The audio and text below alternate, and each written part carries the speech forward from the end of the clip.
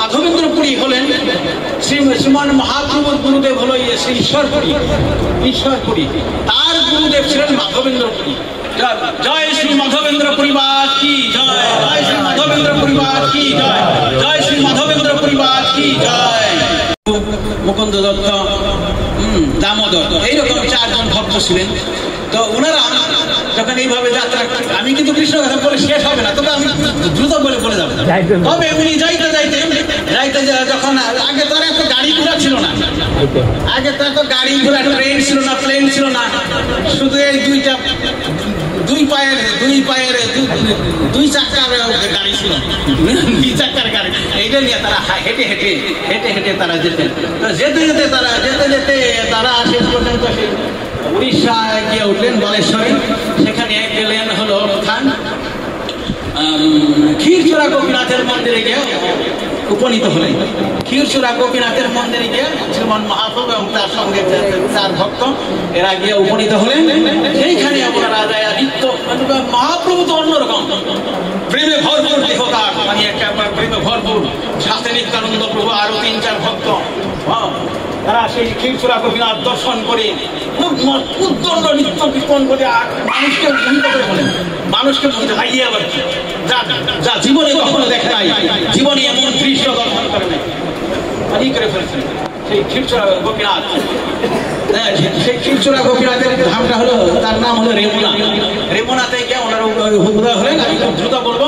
সেইখানে তখন উনি সেই শ্রীমান মহাপ্রভু তার শ্রীমুখে ওই ভক্তগণকে মাধবেন্দ্রপুরীর কাহিনী শ্রবণ করিয়েছিলেন, মাধবেন্দ্রপুরীর কাহিনীটা শ্রবণ করিয়েছিলেন। আর আমার মনে আছে, আমি যখন পূর্বে বিদেশ যাওয়ার পূর্বে এই গ্রামে ছিলাম, তখন আমি প্রতি বছর কি বলে নববর্ষ আসলে, নববর্ষ দিনে এই মাধবেন্দ্র চরিত্রটা আমি শ্রবণ করাইতাম। সেই সময় মাধবেন্দ্র চরিত্রটা আমি শ্রবণ করাইতাম। তো এইবারও আমার খুব ইচ্ছা ছিল মাধবেন্দ্র চরিত্রটা শ্রবণ করাবো। যাই হোক, আমি আজকে খুব দ্রুত বলে যাবো। তো মাধবেন্দ্র চরিত্র, তো সেই উনার জন্মটা আমাদের বাংলাদেশি হয়েছিলেন সিলেট এলাকায়, কিন্তু তার জন্ম বৃত্তান্ত বিশেষ কিছু পাওয়া যায়, বিশেষ কিছু জানা যায় না। কিন্তু উনি যখন মানে বৃন্দাবন আদি ধাম আদি করতে যায়, তারপরে থেকে ওনার লীলা কাহিনীটা শ্রবণ করা যায়। এবং মাধবেন্দ্রপুরী হলেন শ্রীমান মহাপ্রভুর গুরুদেব হলো শ্রী ঈশ্বরপুরী, তার গুরুদেব ছিলেন মাধবেন্দ্রপুরী। তো উনি যখন ওই রেমুনাতে গিয়ে উঠলেন, তখন উনি কি বললেন যে উনি শ্রীমান মহাপ্রভুর মুখে ভক্তগণকে সেই মাধবেন্দ্রপুরীর কাহিনী শ্রবণ করিয়েছিলেন। সেই কাহিনী সেই শ্রীমান মহাপ্রভু আপনাদেরকে আজকে মাধবেন্দ্রপুরী পাদের কাহিনী শ্রবণ করাইবেন। মাধবেন্দ্রপুরী কত বড় একজন বৈষ্ণব ছিলেন, কত বড় একজন মহান ভক্ত ছিলেন, তা আমরা কল্পনাও করতে পারি না, কত বড় একজন ভক্ত বৈষ্ণব ছিলেন।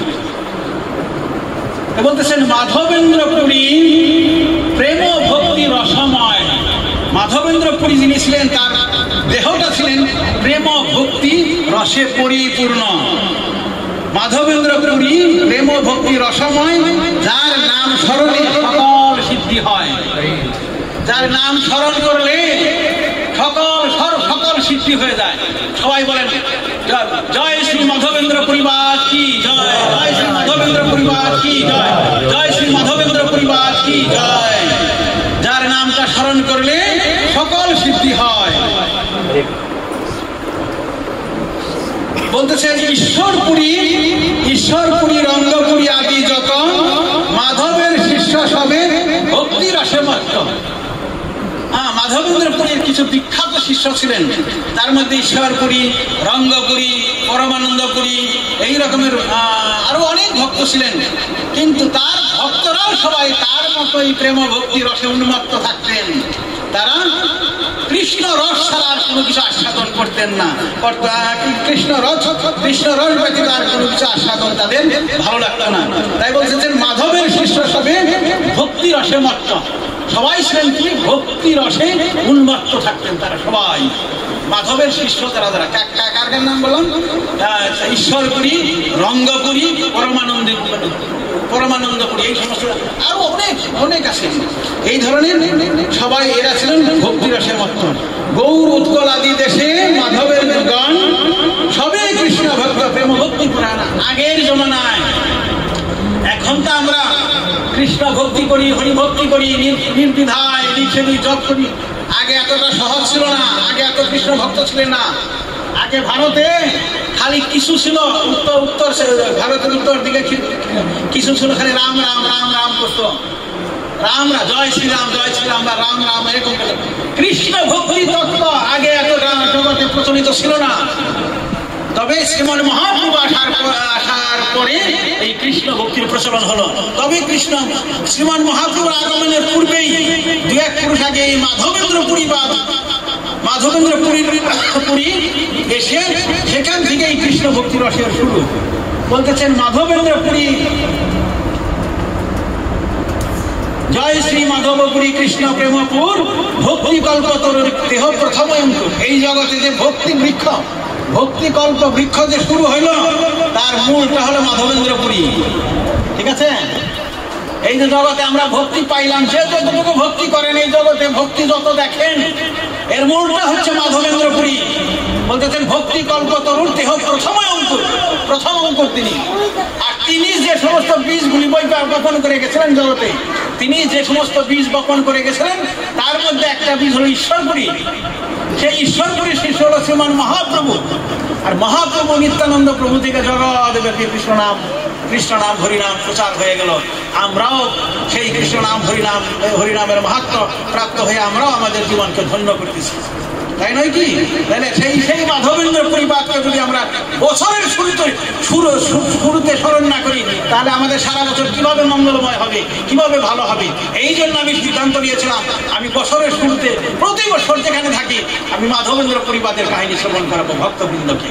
হ্যাঁ, আর মানে সেই শ্রীমান মহাপ্রভু সেই ভক্তবৃন্দকে মাধবেন্দ্র পরিবারের কাহিনী শ্রবণ করিয়েছিলেন। দেখেন, হরি বল, হরি কৃষ্ণ। বলতেছে শ্রীমুখে মানে শ্রীমান মহাপ্রভু মুখে, শ্রীমুখে মাধবপুরীর অমৃত চরিত ভক্তগণে শোনায়া প্রভু করেন আস্বাদিত। আজকে আমি তোমাদের আমার পরম গুরু, শ্রীমান মহাপ্রভু বলতেছে আজকে আমার পরম গুরু, মানে গুরু, আপনার গুরু তো ঈশ্বরপুরী, তার গুরু পরম গুরু, আমার পরম গুরু ঈশ্বরপুরীর অমৃতময় চরিত কথা তোমাদের সঙ্গে আস্বাদন করবো। প্রভু কহে নিত্যানন্দ করহ বিচার, পুরী সম ভাগ্যবান জগতে নাহিয়ার। প্রভু নিত্যানন্দ প্রভুকে বলতেছে, শ্রবণ করতেছে নিত্যানন্দ প্রভু পাশে বসা, বলতেছে প্রভু কহে নিত্যানন্দ করহ বিচার, পুরী সম ভাগ্যবান জগতে নাহিয়ার। এই জগতে পুরীর মতো ভাগ্যবান কত হইল, সেবা অঙ্গীকার করি জগত তারিল। যার প্রেমে, যে মাধবেন্দ্রপুরীর প্রেমে, কৃষ্ণ প্রেমে বশ হইয়া স্বয়ং কৃষ্ণ প্রকটিত হইল। প্রকট মানে কি? প্রকাশ হইল, নিজেকে প্রকাশ করলো, কৃষ্ণ নিজেকে প্রকাশিত করলো। সেবা অঙ্গীকার করে জগৎ তারিল। নিজের সেবা গ্রহণ, মাধবেন্দ্রপুরীর সেবা গ্রহণ করে জগৎকে দর্শন দান করে জগৎকে উদ্ধার করলো। তাই বলতেছি সেবা অঙ্গীকার করি জগৎ তারিল। যার লাগি গোপীনাথ ক্ষীর কইল চুরি, অতএব নাম তার ক্ষীর চোরা হরি। কেমন শ্রীহরির কেমন হইবা? আগে নাম ছিল গোপীনাথ, এমন কাজ করলো তার নাম হয়ে গেল ক্ষীর চোরা হরি, ক্ষীর চোরা গোপীনাথ। কি দেখছেন, ভগবানের নাম হয়ে গেল ক্ষীর চোরা গোপীনাথ। যার প্রেমে বশ হইয়া প্রকট হইল, সেবা অঙ্গীকার করি জগৎ তারিল। যার লাগি গোপীনাথ ক্ষীর কইলা চুরি, অতএব নাম তার ক্ষীর চোরা হরি। হরি বল, কি মহিমা, কি মহিমা! ভক্তের জন্য, এই মাধবেন্দ্রপুরীর জন্য ক্ষীর চুরি করে রাখেছিলেন আঁচলের নিচে। সেই কথা আসতেছি। বলতেছে তাহলে কত বড় ভক্ত, কত বড় মাধবেন্দ্রপুরী, কত বড় বৈষ্ণব, কত বড় ভক্ত, হাই গোবিন্দ, যার কথা শুনলে শরীর কষ্ট দাঁড়িয়ে দাঁড়ায়। তাই বলতেছেন পূর্বে শ্রী মাধবপুরী আইলা বৃন্দাবন। এই যে কথা শুরু হইল, মাধবেন্দ্র পুরী ওনার পূর্ব মানে সেই মানে ওনার জন্ম কাহিনী টাহিনী ওই গ্রামের কাহিনী ওগুলো কেন উনি তীর্থ ভ্রমণ করতেছিলেন। তীর্থ ভ্রমণ করতে করতে মাধবেন্দ্র পুরী আইলা বৃন্দাবনে মানে বৃন্দাবনে এসে উপনীত হইলেন। বৃন্দাবনে এসে উপনীত হইলেন। ভ্রমিতে ভ্রমিতে গেলা গিরি গোবর্ধন। পূর্বে শ্রী মাধবপুরী আইলা বৃন্দাবন, ভ্রমিতে ভ্রমিতে গেলা গিরি গোবর্ধন। প্রেমে মত্ত নাহি তার দিবারাত্রি জ্ঞান, ক্ষণে উঠে ক্ষণে পরে নাহি স্থান স্থান। কথা না বুঝলে আমি বুঝাবো, বোঝানোর চেষ্টা করব। বলতেছে পূর্বে শ্রী মাধবপুরী আইলা বৃন্দাবন, তীর্থ ভ্রমণ করতে করতে আশা বৃন্দাবনে এসে উপস্থিত হলেন। ভ্রমিতে ভ্রমিতে, বৃন্দাবনটা তো কম না, বৃন্দাবন ঘুরতে ঘুরতে পরে গেলেন গিরি গোবর্ধন। গিরি গোবর্ধন আপনারা হয়তো নাম শুনেছেন, একটা পর্বত আছে গিরি গোবর্ধন। যে গিরি গোবর্ধনকে ভগবান শ্রীকৃষ্ণ তাপর যুগে এই আঙ্গুলে উঠাইয়া 7 দিন ধারণ করেছিলেন, সেইটা হলো গিরি গোবর্ধন। তো বলতেছে সেই গিরি গোবর্ধনের কাছে উনি গিয়ে উপনীত হয়েছেন। ভ্রমিতে মানে ঘুরতে ঘুরতে গিরি গোবর্ধনের কাছে গিয়ে উপনীত হয়েছে। প্রেমে মত্ত, এমন প্রেমে মত্ত, এমন প্রেমে মত্ত তার দিবারাত্রি জ্ঞান নাই। এখন কি রাত না দিন সেই জ্ঞানটা পর্যন্ত তার নাই।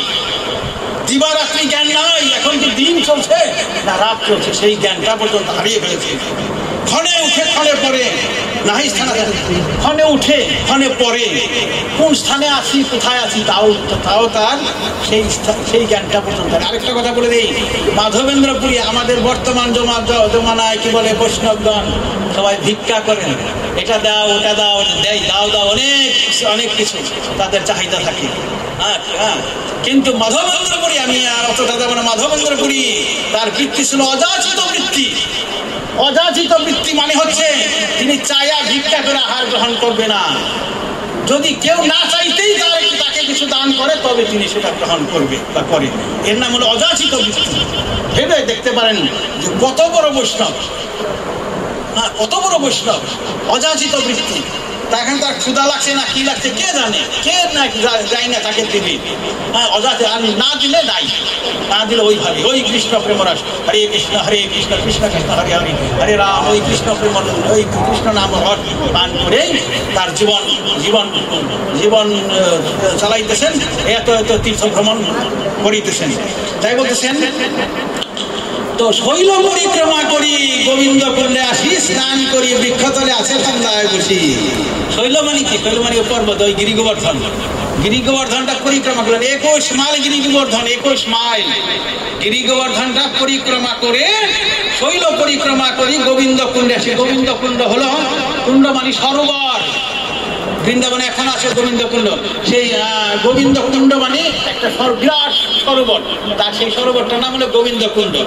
তো সেই গিরি গোবর্ধন পরিক্রমা করে গোবিন্দ কুণ্ডে আসি। হ্যাঁ আসি, স্নান করে বৃক্ষতলে আছে সন্ধ্যায় বসে। সন্ধ্যা লাই গেছে, স্নানটা সাইরা এক বৃক্ষতলায় গিয়া বসে হরিনাম হরিনাম হরে কৃষ্ণ। ওই শৈল পরিক্রমা করি গোবিন্দ কুণ্ডে আসি, স্নান করি বৃক্ষতলে আছে সন্ধ্যায় বসি। ঠিক আছে, সন্ধ্যাকালে ওই হরিনাম জপ করতেছে। এখন তার আহার নিদ্রা কোনো জ্ঞান নাই, ওই শুধু হরিনাম জপ করতেছে। এখন কি হয়েছে ঘটনা, ওই সময় জপ করতেছে, গোপ বালক এক দুগ্ধ ভাণ্ড লইয়া আসি আগে ধরি কিছু বলিলা হাসিয়া। বলতেছে পুরী এই দুগ্ধ লইয়া করো তুমি পান, মাগি কেন নাহি খাও কিবা করো ফেন। ঠিক আছে, ওই যে গোবিন্দ কুণ্ডের সরোবরে এক বৃক্ষতলে বসছে, পয়সা হরিনাম। এখন এক একটা গোপ বালক মানে কি স্বয়ং কৃষ্ণ এসে গেছে। গোপ বালক আইসা এক ভাণ্ড দুধ নিয়ে আইসা ওই বলতেছে, মানে মাধবেন্দ্র পুরীকে বলতেছে পুরী, হে পুরী, মানে ওনাকে সংক্ষেপে পুরী বলতেছে, পুরী এই দুগ্ধ লইয়া করো তুমি পান, মাগি খেলে না খাও কিবা করো ধ্যান। এই দিবারাত্রি তুমি কার ধ্যান করো? দিবারাত্রি তুমি কার ধ্যান করা? তুমি মেঘে চেয়ে খাও না কেন? ভিক্ষা করে কেন খাও না তুমি? তখন বলতেছেন ওই গোপবালককে প্রশ্ন করতেছেন, পুরী প্রশ্ন করতেছেন, কে তুমি, কাহা তোমার বাস, কেমনে জানিলে আমি করি উপবাস? তখন পুরী ওই বালককে বলতেছেন, কে তুমি, তুমি কোথায় থাকো, কোথায় তোমার বাস, তুমি কেমনে জানলা যে আমি উপবাস আছি? তুমি তো কেমনে জানলা আমি ক্ষুধার্ত উপবাসী আছি, তুমি কেমনে জানলা? তখন ওই গোপবালক বলতেছে, তুমি যে অযাচিত বৃত্তি, আর তুমি যে মানে চাইয়া মেঘে ভিক্ষা করে আহার করো না, যা এই সমস্ত কথা, এই গোবিন্দকুণ্ডে এই গ্রামের যে সমস্ত গোপবধূগণ আছেন, গোপবধূগণ তারা আসলে জল নেওয়ার জন্য, তারা আসলেন জল নেওয়ার জন্য, তারা এসে তোমাকে দেখে গেছে, তুমি অনাহারী উপবাসী, তারা তোমাকে দেখে গেছে। সেই সমস্ত গোপবধূগণ আমার হাতে এক ভাণ্ড দুধ দিয়ে দিছে, যে শীঘ্র দেয় ওই এক সন্ন্যাসী আছে বৃক্ষতলায় বসে, তারা গিয়া এই দুধ ধরা দিয়ে আমাকে সেই দুধ তারা দিছে, তুমি শীঘ্র এই দুধ পান করে এই ভাণ্ডটা রাখে দাও, আমি পরে এসে নিয়ে যাবো, আমি পরে এসে নিয়ে যাবো, এই দুধ পান করে তুমি ভাণ্ড রাখে দাও, আমি পরে এসে নিয়ে যাবো। কে বললো? ওই গোপবালক। আর ওই যে কি ওনার প্রশ্ন কি উত্তর দিল, যে আমি কিছু জানি, ওই মানে গোপ নারী বৃন্দ জল নিতে আসলো, তারা বইলা গেছে, কথা কাটাই দিল, নিজের উপরে কিন্তু নেয় নাই, তারা এসে বলে গেলো এক সন্ন্যাসী বলছে যে এই দুধের ভাণ্ডটা নিয়ে তুমি দিয়ে দিও, আমি এই জন্য তাদের দেওয়া দুধ ভাণ্ড আমি তোমাকে দিতে আসছি, তুমি পান করে ভাণ্ডটা রাখে দিও, আমার গো দহন করার, আমার গাভী দহন করার সময় হয়ে গেছে, আমি চলে গেলাম, আমি পরে এসে নিয়ে যাবো, ঠিক আছে, পরে এসে নিয়ে যাবো। কি বললো? তারপরে মাধবেন্দ্র পুরী কবি যে অযাচিত চায় নাই, কিন্তু এখন কি করবো? তখন উনি কি করলেন, উনি ওই দুধটা পান করে ওই কুণ্ডের জল দিয়ে দুধ ভালো করে ধৌত করে রাখে দিলেন। আর ওই মানে গোপবালক অপেক্ষা করতে লাগলেন, কখন গোপবালক আসে, উনি অপেক্ষা করতে লাগলেন যে আসলে পরে এই ভাণ্ডটা দিয়ে দিল। উনি তো মনে করছে সাধারণ বালক আসছে, কোনো গোপবালক আইসা আমাকে দুধ পান করাই নাই, হ্যাঁ, উনি অপেক্ষা আছে যে দেখি আসেনি করে আর গোপবালকের খবর নাই। তো কি হয়েছে, সারা তখন ওই বৃক্ষতলে বৈশাই হরিরাম হরে কৃষ্ণ সারা রাত কি হয়ে গেছে, ভোরবেলা একটু তন্দ্রা লাগছে, মানে সামান্য একটু ঘুমো হয়ে গেছে, ঘুমো ওইভাবে একটু ঘুমাইয়া গেছে। ঘুমাইয়া উনি স্বপ্নে দেখতেছে, স্বপ্নে দেখে তখন ওই বালক স্বপ্নে দেখাইতেছে, স্বপ্নে দেখে সেই বালক সম্মুখে আসিয়া এক কুঞ্জে লয়া গেল হাতেতে ধরিয়া, কুঞ্জ দেখাইয়া কহে, আমি এই কুঞ্জে রই, শীত বৃষ্টি তাবাগ্নিতে দুঃখ বড় পাই। এখন স্বপ্নে দেখতেছেন, কি বলো, ওই গোপবালক, ওই বালক আসছে, গোপবালক স্বপ্নে আইসা দেখা দিচ্ছে মাধবেন্দ্র পুরীকে। আইসা কি করছে, সেই মাধবেন্দ্র পুরীরা এবার হাত ধরে স্বপ্নের মধ্যে টাইনা নিয়ে যেতেছে, আপনার আমার সাথে নিয়ে যায় এক কুঞ্জ মানে এক বাগান দেখাইছে, এইখানে আমি থাকি, বহু বছর হয়ে গেছে আমি এই কুঞ্জে থাকি, শীতে বৃষ্টিতে দাবাগ্নিতে অনেক দুঃখ পাইতেছি। এই বলতেছে, বহুদিন তোমার করি নিরীক্ষণ, কবে আসি মাধব আমার করিবে সেবন, বহুদিন তোমার করি নিরীক্ষণ, কবে আসি মাধব আমার করিবে সেবন, তোমার প্রেম বসে করি সেবার অঙ্গীকার, দর্শন দিয়া বিস্তারিব সকল সংসার। চিন্তা করতে পারেন আপনারা, এখানে কেমন একটা কথা লেখা আছে, ভগবান ভক্তের জন্য অপেক্ষা করতেছি, বলতেছে আমি বহুদিন হয়ে গেছে তোমার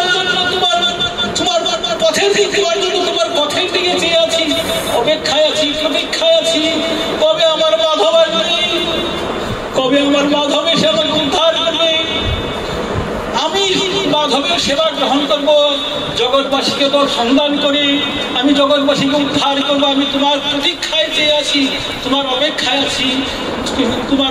আছি, তাই তুমি শীঘ্র আমাকে উদ্ধার করে আমাকে স্থাপন করো, আমি তোমার সেবা গ্রহণ করে তোমার সেবা অঙ্গীকার করি, জগৎবাসীকে দর্শন দরকারকে জগৎবাসীকে উদ্ধার করবো। তাহলে ভাবতে পারেন, আমরা যদি কোনো মানুষের জন্য, কোনো বন্ধুর জন্য 10টা মিনিট অপেক্ষা করি, এত দেরি করলি কেন, আর স্বয়ং ভগবান হয়ে ভক্তের জন্য অপেক্ষা করে, প্রতীক্ষা করে, পথের থাকে তবে আমার মাধব আসবে। এর চেয়ে বড় কথা, এর চেয়ে পরম করুণাময় ভগবান আর কে হবে বলুন? এর চেয়ে পরম করুণাময় পরম দয়ালু ভগবান আর কোন শাস্ত্রে কোন ধর্মে আছে? আমাদের এই হিন্দু ধর্মে আছে ভগবান শ্রীকৃষ্ণ, প্রভু কৃষ্ণ পরমেশ্বর ভগবান। তিনি পরমেশ্বর হয়েও সেই ভক্তের অপেক্ষায় দিন কাটাইতেছেন কবে আমার মাধব আসবে, কবে আমার মাধবেন্দ্র প্রিয় আসবে। তাই বলতেছে তোমার প্রেম বসে করি সেবায় অঙ্গীকার, দর্শন দিয়া নিস্তারিত সকল সংসার। বলতেছে শ্রী গোপাল নাম মোর গোবর্ধনধারী, বজ্রের স্থাপিত আমি ইহা অধিকারী। শৈল উপর হইতে আমা কুঞ্জে লুকাইয়া, ম্লেচ্ছ হয়ে সেবক আমায় গেল পলাইয়া। সেই হইতে রহি আমি এই কুঞ্জ স্থানে, ভালো হইল আইলা আমা কারো সাবধানী। এখন বলতেছে ঠিক আছে, অনেকদিন পথ হয়ে গেছে। বলতেছে আমার নাম, ওই স্বপ্নে দেখাইতেছে আমার নাম হলো শ্রী গোপাল, গোবর্ধনধারী গোপাল। আমি সেই গোবর্ধনধারী গোপাল, যে নাকি আমার যে গোপাল কনিষ্ঠাঙ্গনের উপরে গোবর্ধন ধারণ করেছিলেন, সেই গোপাল আমি। যে আমার নাম হলো গোবর্ধনধারী গোপাল, বজ্রের স্থাপিত। বজ্র শ্রীকৃষ্ণের পুত্রের নাম হলো প্রদ্যুম্নের পুত্রের নাম হচ্ছে অনিরুদ্ধ, অনিরুদ্ধের পুত্রের নাম হলো বজ্র। সেই বজ্র কত বছর হয়ে, কত ৫,০০০ বছর, কয়েক হাজার বছর হয়ে গেছে সেই বজ্র স্থাপন করে গিয়েছিলেন এই আমাকে। তারপরে সেবা চলতেছিল,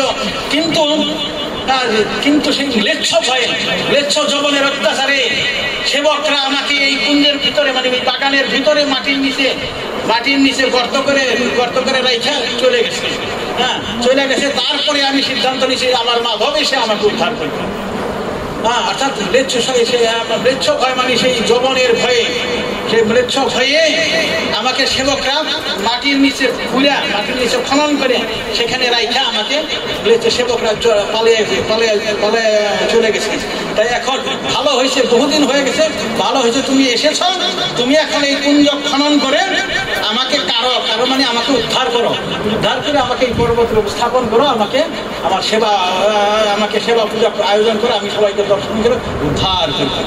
তাই বলছে শ্রী গোপাল নাম মোর গোবর্ধনধারী, বজ্রের স্থাপিত আমি ইহাই অধিকারী।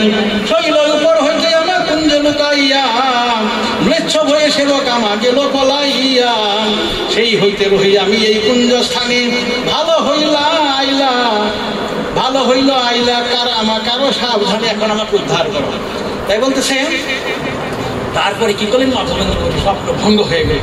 ওই স্বপ্ন দেখতেছে, হাই স্বপ্ন ভঙ্গ হয়ে আমি রুদন করতেছেন, হায় আমি কি করলাম, সাক্ষাৎ কৃষ্ণকে তো পাইলাম, সাক্ষাৎ কৃষ্ণকে আমার গোপবালক করবে, সাক্ষাৎ কৃষ্ণ আসলো, আমি তাকে চিনতে পারলাম না, আমার কি দুর্ভাগ্য। সে রুদন করতে লাগলেন। তার রুদন করতে পরে শেষে নিজের মনকে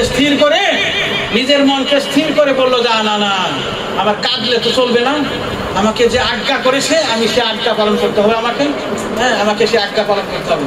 তারপরে কি করলেন উনি সেই প্রভাতে উঠে স্নানান্নিক করে ওই গ্রামের লোকজনকে, এখন তো গ্রামে ওই বৃন্দাবনে অনেক বিল্ডিং টিল্ডিং আগে কিছু ছিল না, আগে ছিল গ্রামকে গ্রাম। তো সেই গ্রামের লোকজনকে ডাকলেন যে তোমাদের গ্রামের ঠাকুর আমাকে স্বপ্নে দেখাইছে, সে কুঞ্জের মধ্যে আছে, সবাই তোমরা কুদাল কুঠার ইত্যাদি লয়ে আসা তোমাদের ঠাকুরকে উদ্ধার করো। সে আমাকে স্বপ্নে দেখাইছে, শীঘ্র তোমাকে ঠাকুরকে উদ্ধার করতে বলতেছে, সেই ঠাকুরের সেবার আয়োজন করতে হবে, সেবার অঙ্গীকার করতে হবে, তোমরা সকলে আসো। যেই মাধবেন্দ্র করি এক্ষেত্রে স্বয়ং ভগবানের আদেশ, স্বয়ং ভগবান শ্রী গোপালের আদেশ। আর যখন ভক্তের ডাক পড়েছে, সমস্ত গ্রামের লোকজন সমস্ত কি হয়েছে, আমাদের ঠাকুর আজ্ঞা করছে, সবাই কুদাল নিয়ে এসে একেবারে ওই মানে খনন কার্য শুরু করে দিল। তো কিছু দূর খনন করতে গিয়া দেখে বিরাট এক বিশাল ঠাকুর, বিরাট সেই পাথরের মূর্তি, বিরাট সেই বিশাল ঠাকুর। তারা সবাই সেই ঠাকুর পেয়ে সবাই আনন্দিত, সবার আনন্দে মনে হে গোবর্ধনধারী গোপাল কি জয়, গোবর্ধনধারী গোপাল কি জয়, গোবর্ধনধারী গোপাল কি জয়। ঠাকুর পেয়ে সবাই আনন্দিত, আনন্দ উৎফুল্ল হয়ে উঠল। এই তো ঠাকুরের জন্য মহা উৎসবের আয়োজন হলো। একদিনের উদ্যোগে এসে মহোৎসব হইল, গোপালের প্রভাবে হয় অন্য না দিল, ওই উঠাইল, হ্যাঁ, একেবারে বিরাট মহোৎসবের আয়োজন হয়ে গেল। মানে লোকজন যে শুনে এই ঠাকুর উঠছে, ঠাকুর উঠছে, মানে ঠাকুরের মানে কি বলেন, ঠাকুরের প্রকট হয়েছে, ঠাকুর প্রকট হয়েছে। হ্যাঁ, এই এক কান শুনতে শুনতে গ্রামকে গ্রাম সাই গেল, লোকজন আইসে গেল, বিরাট মহোৎসবের আয়োজন হয়ে গেল। মহোৎসব, আপনারাও সেই মহোৎসবের ভাগিদার হবে না। তাই বলতেছে গ্রামের যত কন্ডল ডালি ডালি বুধম চূর্ণ সকল আনিয়া দিল, পর্বত হইল পূর্ণ। গ্রামের লোকজন সব যার যা ছিল, চাউল ডাল, কন্ডল মানে চাউল, ডাল ডাল, বুধম চূর্ণ মানে আটা, সকল আনিয়া দিল, পর্বত হইল পূর্ণ। গিরি গোবর্ধন এখানে পূর্ণ হয়ে গেল, ডাল সবাই নিয়ে দিল।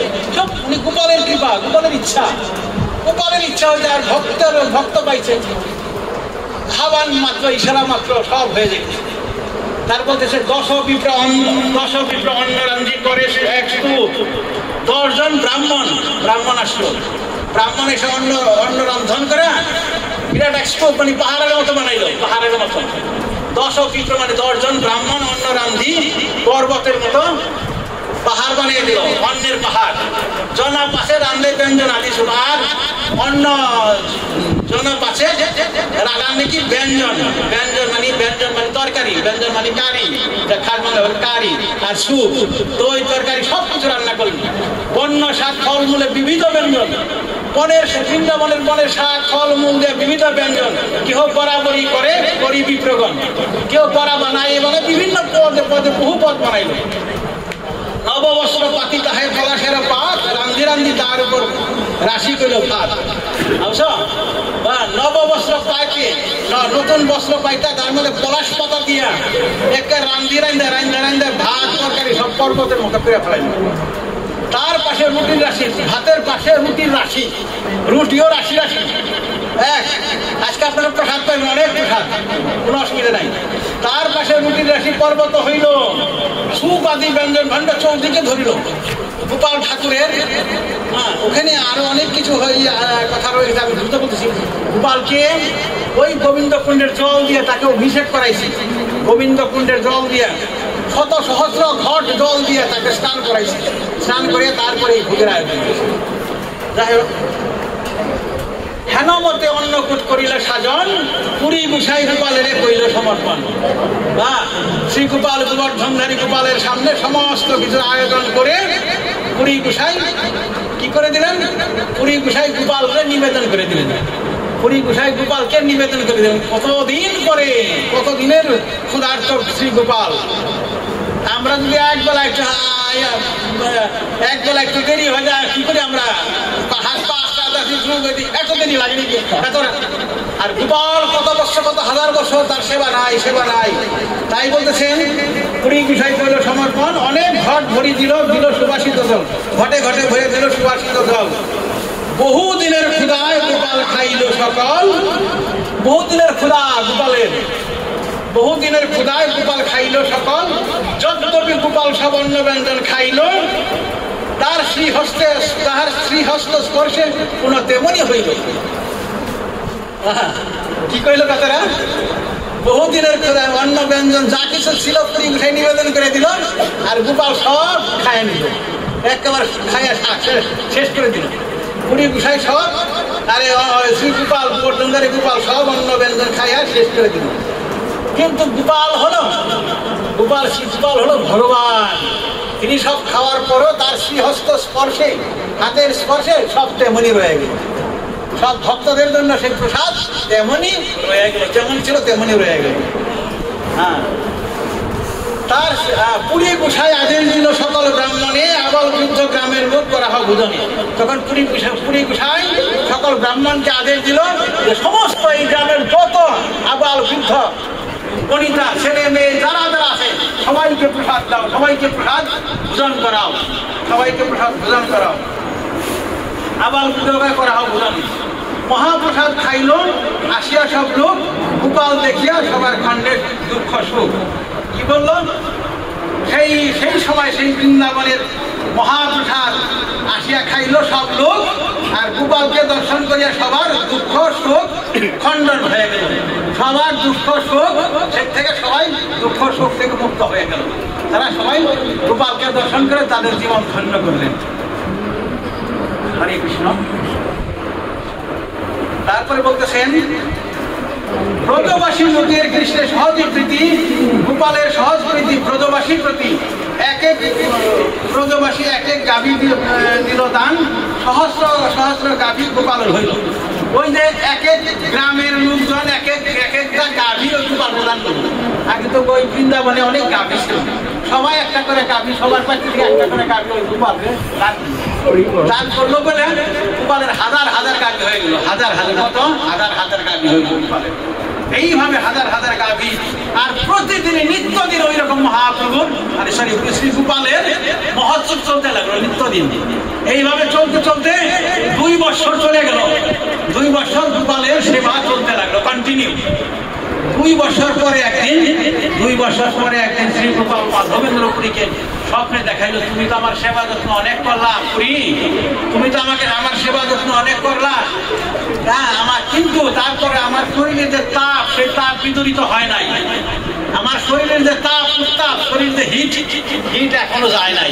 তুমি তো সেবা যত্ন করলা অনেক, কিন্তু আমার শরীরে হিট যায় নাই। তবে তুমি সেই নীলাচল পর্বত থেকে মলয়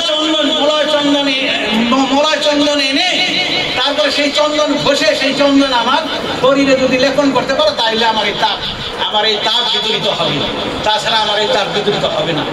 দেখছেন কোথায় কত বড় আদেশ করলো। ঠিক আছে, আমি সংক্ষেপে দ্রুত যাবো এখন। হরি বল, হরে কৃষ্ণ। তারপরে কি করলেন, উনি উপযুক্ত সেবকের কাছে সেই গোবর্ধনধারী গোপালের সেবা ভার অর্পণ করে, উপযুক্ত সেবকের কাছে গোপালের সেবার ভার অর্পণ করে উনি সেই নীলাচল মানে পুরী ধামে চলেন। কোথায় বৃন্দাবনের, কোথায় হলো পুরী, হাজার হাজার মাইল পায়ে হেঁটে চললেন এখন গোপালের জন্য ওই মলয় চন্দন আনয়ন করার জন্য। সেই চন্দন আইনে হইসা যদি তার শরীরে লেপন করতে পারে, তাইলে তার তাপ, শরীরের তাপ শীতল হবে। তা আমার শরীরে তুমি সেবা করার থেকে আমার শরীরের তাপ শীতল হয় না, তুমি শীঘ্র সেই মলয় চন্দন নিয়ে আসবে। এই যে চললেন সেই মানে পুরীতে সেই মলয় চন্দন আনয়ন করার জন্য। আনয়ন করার পথে ওইদিকে মানে এইদিকে নবদ্বীপ গেছেন। নবদ্বীপ গিয়ে নবদ্বীপ থেকে দ্রুত উনি চলে যেতেছেন কোথায়, সেই পুরী ধামের উদ্দেশ্যে।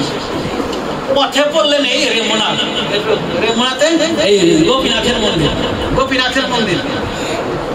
এইখানে এই গোপীনাথের মন্দিরে কিন্তু শ্রীমান মহাপ্রভু এই মাধবেন্দ্র পুরীর কাহিনী শ্রবণ করিতেছে। সেই কাহিনী ওই মাধবেন্দ্র পুরীও যেখানে এসেছিলেন সেই কথাটাই বলতেছে। কথাটা বুঝতে হবে এখানে মায়ের কাছে। হ্যাঁ, পুরী মহাপ্রভু আর 200-300 বছর পরে উনি সেই কাহিনী বলতেছেন। সেই বৃন্দাবন থেকে হেঁটে হেঁটে সেই রেমুনাতে গোপীনাথের মন্দিরে এসে উপনীত হইল। গোপীনাথের মন্দিরে এসে উপনীত হলে সন্ধ্যার ভোগ লাগছে। কি ভোগ লাগে? 10-12টা মাটির পাত্রে ভৈরা অমৃত কেলি ভোগের নাম, ওই ভোগের নাম হলো অমৃত কেলি। সেই অমৃত কেলি ভোগ 10-12টা মাটির পাত্রে ভৈরা ওই গোপীনাথের জন্য ভোগ লাগছে। তো উনিও দেয় সেই মানে মাধবেন্দ্র পুরীও সেই গোপীনাথের মন্দিরে গেলে নৃত্য কীর্তন করে ওখানে উনি তো অযাচিত বৃত্তি, আগে বলছি কি অযাচিত বৃত্তি চায় আর কি করবেন। তখন ওনার মনে একটা বালসা জাগবে, কি এই যে অমৃত কেলি ভোগ লাগছে, এই ভোগটা স্বাদটা কেমন যদি জানতে পারতাম, তাইলে আমি এইরকম করে আমার গোপালকে আমি যাই গোপালকে এইরকম ভোগ রন্ধন করে আমি সেবা দিতে পারতাম। এই কথাটা মনে যায়, সাথে সাথে ওনার মনে ধিক্কার দিল, হাই কি হইল আমার কি হইলো, আমার মনে ভোগের জন্য লালসা, উনি লজ্জিত হয়ে ভোগের জন্য লালসা রাখলো। আমার এরকম করা ঠিক হয় না, অপরাধ হয়ে গেল। যাই হোক, এরকম মনে মনে নিজেকে নিজে ধিক্কার দিয়ে উনি ওখান থেকে উঠে কি করলেন, ওই মন্দির থেকে উঠে হাটে চলে গেলেন। হাটে রাতের বেলাকে হাট থাকে, রাতের বেলা হাটে শূন্য হাট, সেই শূন্য হাটে এক বট বৃক্ষের তলে বসে হরিনাম। হায় আমার কি করলাম, ওখানে গোপীরা, আমি তো অযাচিত বৃত্তি, কিন্তু আমার মনে সাথ দেখলো, নিজে লজ্জিত হয়ে নিজেকে ধিক্কার দেওয়া ওই শূন্য শূন্য হাটে গিয়া বৃক্ষতলে বসে হরিনাম জপ করতেছে, হরিনাম জপ করতেছে। এদিকে ওই যে গোপীনাথ, গোপীনাথ যে বিগ্রহ আজও আছে, বিগ্রহ সেই গোপীনাথ বিগ্রহ। এখন আমার যাওয়ার ভাগ্য হয় নাই, আশা আছে যদি গোপীনাথ নিজে কৃপা করে না, তাহলে আশা আছে সপরিবার পরে আমরা সেটা দর্শন করবো। সেই গোপীনাথ কি করছেন, গোপীনাথের যে পূজারী সেই সন্ধ্যার দিকে কীর্তন কীর্তন করে গোপীনাথকে শয়ন দান করে, শয়ন দান করে ওই পূজারীও শয়ন করছে, পূজারীও শয়ন করছে। পূজারী গোপীনাথের পূজারী, পূজারী ওই গোপীনাথ মন্দিরের যে পূজারী সে শয়ন করছে, তখন সেই গোপীনাথ স্বপ্নে দেখাইতেছে পূজারীকে, পূজারী উঠা উঠহ পূজারী করতার বিমোচন, আমার ধরার অঞ্চলে ক্ষীর রাখিয়াছি, এক ক্ষীর রাখিয়াছি মাধবেন্দ্রপুরীর জন্য, তুমি সেই ক্ষীর উঠা সেই ক্ষীর লইয়া মাধবেন্দ্রপুরীকে দিয়া সব মাধবেন্দ্রপুরী শূন্য হাটে পয়সা আছে, তার জন্য তো আমি ক্ষীর রাখছি, তুমি গিয়া সেই ক্ষীর মাধবেন্দ্রপুরীকে দিয়া আসা। এইটা উনি স্বপ্নে দেখাইলেন কাকে, পূজারী। তো জীবনে কোনোদিন এরকম স্বপ্ন দেখা নাই, পূজারী জীবনে এরকম এত পূজা করতেছে, জীবনে এরকম স্বপ্ন দেখে নাই যে ঠাকুর আবার স্বপ্নে দেখায়। হ্যাঁ, সারা জীবন পূজা দিছে আর পূজা দিছে প্রসাদ পাইছে, কিন্তু এরকম সব পূজারিকারই হয়ে গেছে। আশ্চর্য কথা, আশ্চর্য কথা। তখন পূজারী শীঘ্র উঠে স্নান টান করে বস্ত্র পরিবর্তন করে দণ্ডবত প্রণাম করে তার হাতে আসলে দেখা সত্যি এক ক্ষীর ভাণ্ডার, সত্যি এক ক্ষীর ভাণ্ডার। ওরা নিয়ে গেছে, ওরা 12টা ক্ষীর ভাণ্ডার ওরা নিয়ে গেছে, ওরা মনে হচ্ছে আমরা 12টাই নিচ্ছি। কিন্তু গোপীনাথ যে মায়া করে জাদু, এমন জাদু দেখাইছে ওরা খেলি করে নিয়ে গেলে, হ্যাঁ দে ওখানে একটা রাখছে ওরা দেখতে। তখন ওই ক্ষীর ভাণ্ডার নিয়ে বলে দিচ্ছে যে মাধবেন্দ্রপুরী আছে শূন্য হাটে বৈশা নাম, কিন্তু তাকে এই ক্ষীর নিয়ে বের, আমি তার জন্য ক্ষীর রাখছি, আমি তার জন্য ক্ষীর আমি তার জন্য চুরি করেছি। তখন ওই ক্ষীরের ভাণ্ড মাথায় নিয়ে পূজারি শূন্য হাটে গিয়া ক্ষীর লহ এই যার নাম মাধবপুরী, হ্যাঁ ক্ষীর লহ এই যার নাম মাধবপুরী, এইখানে লেখা আছে। বলতেছেন ও এখানে কথা মুখে বলে গেছি, উঠহ পূজারি করে তার বিমোচন, ক্ষীর এক রাখিয়াছি সন্ন্যাসী, কারণ সন্ন্যাসী মানে মাধবেন্দ্রপুরী, ধরার অঞ্চলে ঢাকা ক্ষীর এক হয়, তোমরা না জানিলে তাহা আমার মায়ায়, মাধবপুরী সন্ন্যাসী আছে হাটেতে বসিয়া, তাহাকে তো এই ক্ষীর দেহ শীঘ্র লইয়া। মাধবেন্দ্রপুরী শূন্য হাটে বৈঠা আছে, তাকে এই ক্ষীর নিয়ে শীঘ্র দিয়ে আস।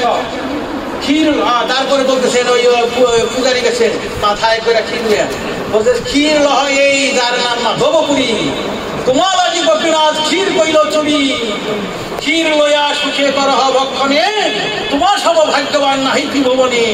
জয় মাধবেন্দ্রপুরী কি জয়, জয় মাধবেন্দ্রপুরী কি জয়, জয় শ্রী মাধবেন্দ্রপুরী কি জয়। বলতেছে সেই পূজারি বলতেছে যে তোমার মতো ভাগ্যবান এই জগতে আর এই ত্রিভুবনে কেউ নাই, যে তোমার জন্য স্বয়ং ভগবান স্বয়ং গোপীনাথ এই ক্ষীর চুরি করেছে, তোমার জন্য এই ক্ষীর চুরি করে রেখেছে, তোমার সমভাগ্যবান নাহি ত্রিভুবনে। এত শুনি পুরী গোসাই পরিচয় দিল। ওই যখন ডাক পাঠাচ্ছে তো মাধবপুরী আন্দাজে কোন দিকে যাবো কেউ বিরাট হাট, তখন যখন ডাকাডাকি করতেছে তখন ওই পুরী গোসাই পরিচয় দিচ্ছে, হ্যাঁ আমি মাধবেন্দ্রপুরী। হ্যাঁ, এত শুনি পুরী গোসাই পরিচয় দিল ক্ষীর দিয়া পূজারি তারে দণ্ডবোধ করলো, ক্ষীর না দিয়া মাধবেন্দ্রপুরীকে পূজারি দণ্ডবোধ করলো, মাধবেন্দ্রপুরীকে পূজারি দণ্ডবোধ প্রণাম করলো। ক্ষীরের বৃত্তান্ত দ্বারে পূজারি, ক্ষীরের বৃত্তান্ত দ্বারে কহিল পূজারি, ওই ক্ষীরের বৃত্তান্ত ক্ষীরটা কিভাবে আসতো, কি হইলো, পূজারি সব সন্ন্যাসী মাধবেন্দ্রপুরীকে সব কাহিনীটা বললো, এই ঘটনা হয়েছে প্রভু, এটা কেমন ঘটনা, আপনার জন্য আপনি এর জন্য এই ক্ষীর। ওই যে মাধবেন্দ্রপুরী যাওয়ার একটা আস্বাদনের ওইটাও একটা কারণ, কিন্তু ওই যে আস্বাদন হয়েছে তার, এখন ওই গোপীনাথ তাকে ক্ষীরের আস্বাদন করেন, গোপীনাথ দিতে একই, ওই যে এই জন্য এই ঘটনাটা হইল। তখন এই ক্ষীর সমস্ত কাহিনী বলে ওনাকে দণ্ডবোধ প্রণাম করে উনি চলে গেল। তারপরে কি হলো, ক্ষীরের বৃত্তান্ত পূজারি কহিল পূজারি শুনি প্রেম আবিষ্ট হইলা মাধবে, ওই ক্ষীরের কাহিনী শুনে মাধবেন্দ্রপুরী প্রেমে আবিষ্ট হয়ে, গোপীনাথের এত কৃপা আমার উপর, গোপীনাথের এত কৃপা আমার উপর। এই কাহিনী শুনে মাধবেন্দ্রপুরী প্রেমাবিষ্ট হলেন। ঠাকুর মোরে ক্ষীর দিল সর্বলোকে শুনি, দিনে লোক ভিড় হবে মোর প্রতিষ্ঠানে। হাই কই কি ঠাকুর আমাকে ক্ষীর দিছে, এই কথা যদি শুনে সকালবেলা মানুষজন চারদিকে আমার একটা ধরবে, মানুষজন আমাকে এসে ধরবে, আপনাকে ক্ষীর দিলে তো আমাকে কৃপা করো, সবাই আমাকে ধরবে। কি করলো উনি ওই ভয়ে এখনকার বর্তমান জমানার ভক্তরা তো প্রতিষ্ঠা পাওয়ার জন্য, সেবা কোথা পাওয়ার জন্য বাস, আয় সেবা দাও পূজা দাও, টাকা দাও, পয়সা দাও, অর্থ দাও। হ্যাঁ, আর পুরী কি করলেন? যাই হোক এখানে পুরী সেই প্রতিষ্ঠার দরে উনি সেই ক্ষীর প্রসাদ আস্বাদন করার পরে সেই ভাণ্ডটা টুকরা করে ওনার থলের ভিতরে রেখে সেই ভাণ্ড, সেই মাটির ভাণ্ড ক্ষীরটা আস্বাদন করে ভাণ্ডটা টুকরা করে নিজের ছেলের মধ্যে রেখে দিল। প্রতিদিন গোপীনাথ দিছে তো, গোপীনাথের হাত তো খাইছে না ওটা, ওই মাটির খণ্ড, মাটির পাত্র, মাটির খণ্ড প্রতিদিন এক টুকরা করে খায় আর আস্বাদন আর প্রেম আস্বাদন গোপীনাথের প্রেম আস্বাদন। এইভাবে কত বড় বৈষ্ণব, কত বড় গোবিন্দ, এই কথা ব্যাখ্যা করতে গেলে। যাই হোক তারপরে কি করলেন উনি ওইখানেই গোপীনাথের উদ্দেশ্য, ওইখানেই প্রণাম না করে প্রভু আমি তোমাকে এখানে প্রণাম করে আমি ক্ষমা করো। উনি ওখানে ওই রাতারাতি উনি রওনা হয়ে গেলেন কোথায়? পুরীর উদ্দেশ্যে। ঠিক আছে, পুরীর উদ্দেশ্যে রওনা হয়ে গেলেন। কারণ সকাল হয়ে গেলে যে মানুষ জানা দিন এই যে মানুষ দৌড়বা এসব ভিড় করবে, লোক ভিড় হবে, এই জন্য উনি আগে রাতারাতি উনি চলে গেলেন। কিন্তু উনি চলে গেলে কি হবো? পুরী তো চলে গেছে, পুরী জগন্নাথ পুরীতে, সেইখানেই মাধবেন্দ্রপুরী আসছে, সেইখানেই তার সবাই মানিয়েছে, সবাই কি করছে চিনে ফেলেছে, মাধবেন্দ্রপুরী আসছে, মাধবেন্দ্রপুরী। যাই হোক সেইখানে উনি তারপরে কি করলেন আমি সংক্ষেপে বলবো, উনি গিয়েছে হলো মলয় চন্দন আনার জন্য, ওনার শিখ গোবর্ধনধারী গোপালের জন্য বৃন্দাবনে। তো উনি কি করলেন সেইখানে গোপীনাথ দর্শন করে নৃত্য করে কয়েকদিন থেকে তারপরে জগন্নাথের যে পূজারী বর্গ আছে তাদের কাছে ওনার অভিপ্রায় ব্যক্ত করলেন যে আমাদের এরকম বৃন্দাবনে গোপাল আছে, সেই গোপাল আমাকে স্বপ্নে আদেশ করছে মানে মলয় চন্দন নিয়ে দেওয়ার জন্য, গোপীনাথের তাপ পূরীভূত হয় নাই, তাপ দূর করার জন্য আমাকে মলয় চন্দনের ব্যবস্থা করে দেবেন। দেখুন আমি এখন সবচেয়ে ভগবানের ইশারা আর ভক্তের আগ্রহ, ওই মানে জগন্নাথের পূজারীরা ওই সমস্ত কাহিনী শ্রবণ করে শুনি না, ঠিক আছে আমরা সরকারি অফিসার যারা আছে তাদের সঙ্গে আলাপ আলোচনা করে আপনাকে তাদের সঙ্গে আলোচনা করে আমরা কি করব, আপনার জন্য চন্দন যত লাগে আমরা ব্যবস্থা করে দিব। ঠিক আছে, তাই কয়েকদিনের ভিতরে সরকারি অফিসারদের সঙ্গে এই মলয় চন্দন ব্যবস্থা করে দুই তিন বোঝার মতো ব্যবস্থা করে আমি সরকার ওই কাহিনী যখন শ্রবণ করলো তখন কি হলো, তখন দুইজন লোক তার সাথে দিয়ে দিল, তো সন্ন্যাসী, সে কি ঘরে আনতে পারেনি, বয়োবৃদ্ধ সন্ন্যাসী, দুইজন লোক দিল বহন করার জন্য সরকারি লোক। হ্যাঁ, আর রাস্তায় যাতে কোনো সমস্যা না হয়, রাস্তায় ঘাটি দাঁড়ি বা কি বলে ওই রাস্তায় পারাপার করার জন্য কোনো সমস্যা নয়, সরকারি কাগজপত্র সারপত্র তাও লেখা দিল যাতে কোনো সমস্যা না।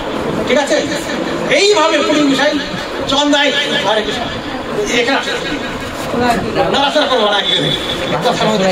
কি হলো, তখন সেই চন্দন নিয়ে বহু কষ্টে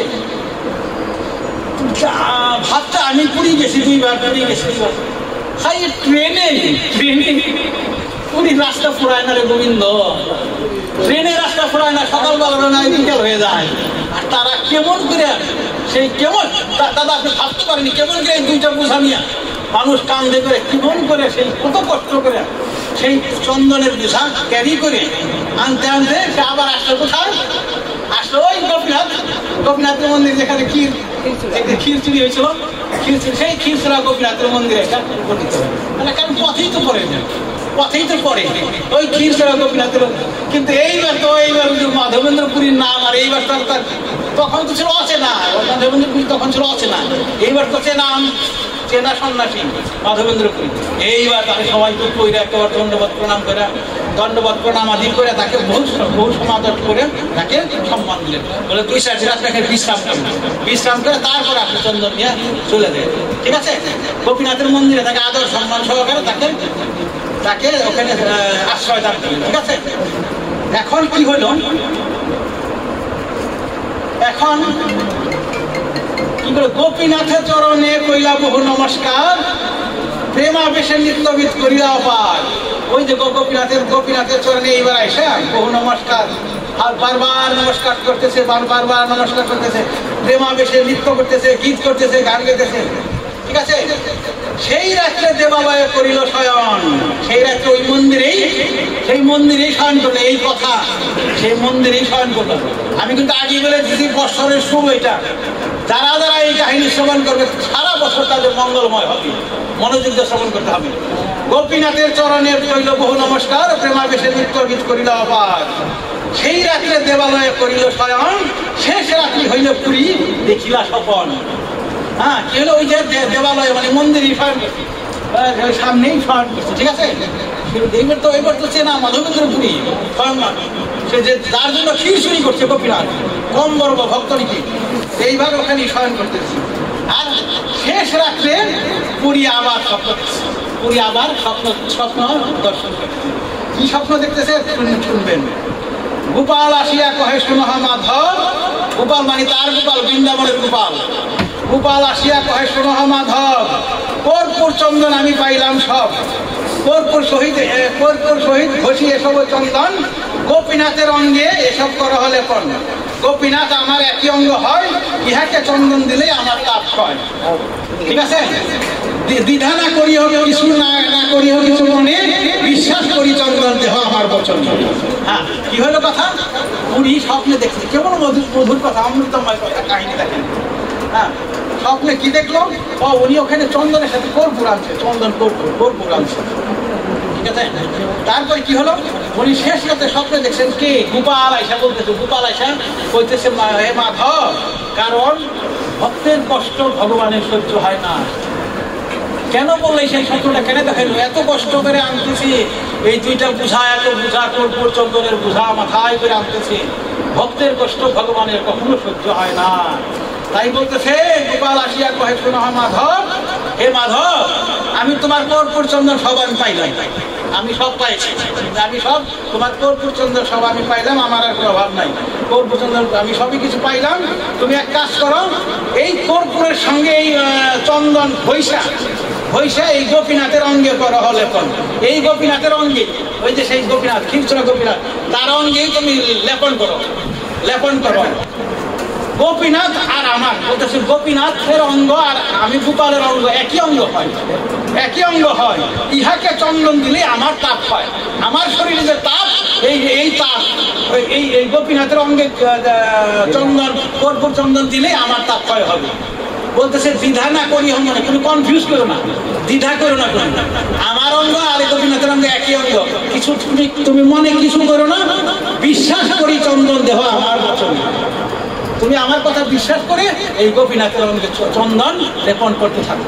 তারপরে এই স্বপ্ন দিকে উনিও যখন এই স্বপ্নের কথা পূজারি বর্গ সবাইকে বললো যে এরকম তো গোপীনাথ স্বপ্নে দেখাইছে, এইখানে আর চন্দন নিয়ে আর বৃন্দাবনে যাইতে হবে না, গোপাল যে স্বপ্নে দেখাইছে এই গোপীনাথের অঙ্গে দিলেই হয়ে যাবে। তারপরে কি করলো, গ্রীষ্মকাল যতদিন ছিলেন সেই গ্রীষ্মকাল পর্যন্ত ওই যে সঙ্গে দুজন লোক আছে, তাদের দিয়ে আরো 2-4 জন লোক দিয়ে ওই চন্দন, যত চন্দন ছিল সব ঘষা, প্রতিদিন নিত্যদিন চন্দন ঘষা আর কর্পূরের সঙ্গে ঘষা গোপালের সঙ্গে, হ্যাঁ, গোপালের সঙ্গে ওই চন্দন লেপন করতে থাকে। যতদিন পর্যন্ত ওই চন্দন কর্পূর চন্দন ছিল আর যতদিন গ্রীষ্মকাল ছিল ততদিন পর্যন্ত প্রতিদিন ওই রকম গোপালের সঙ্গে ওই রকম চন্দন লেপন করতেছেন। হ্যাঁ, লেপন হইল। তারপরে চন্দন যখন শেষ হয়ে গেল উনি আর বৃন্দাবনে ফিরে গেলেন না। উনি আমাকে গ্রীষ্মকাল হতে সেগুলো কি চাতুর্মাস ব্রত, সেই চাতুর্মাস করার জন্য যে চাতুর্মাস যখন আইসা গেছে আমি আর এত যাবো না, তো উনি কি করলো, উনি আবার ফিরে পুরী ধাম চলে গেলেন। পুরী ধামে গিয়ে উনি চাতুর্মাস করলেন। ঠিক আছে, চাতুর্মাস উনি 4 মাস কাল উনি ওখানেই থাকলেন, বর্ষাকাল তখন তার চলাচল করা যায় না। এই জন্য চাতুর্মাস 4 মাস নিয়ে আসি পুরীতে, গ্রীষ্মকাল অন্তে পুরী নীলাচলে গেলাম, নীলাচলে চাতুর্মাসে আনন্দের হইলাম।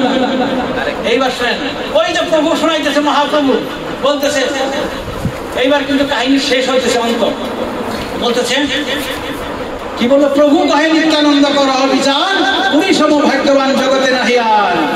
কেন কালে অধমের শুনে নেও এ বিচার, মাধব চরিত শুনে ভাগ্যের সীমা নাই তার।